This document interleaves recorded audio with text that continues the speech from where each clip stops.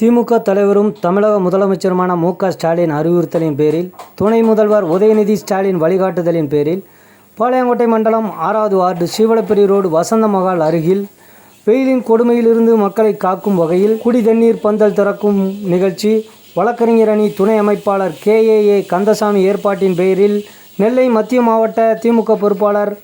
பாளையங்கோட்டை தொகுதி சட்டமன்ற உறுப்பினர் அப்துல் வகாப் கலந்து கொண்டு பொதுமக்களுக்கு பழங்கள், பழச்சாறு, நீர்மோர் வழங்கி துவக்கி வைத்தார்.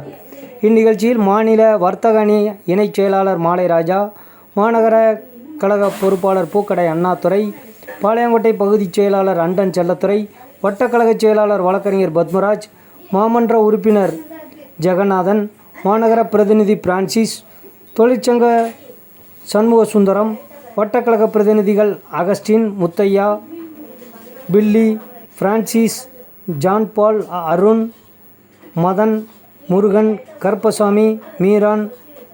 ரதீஷ், சரவணன், தீபக், விஷ்ணு,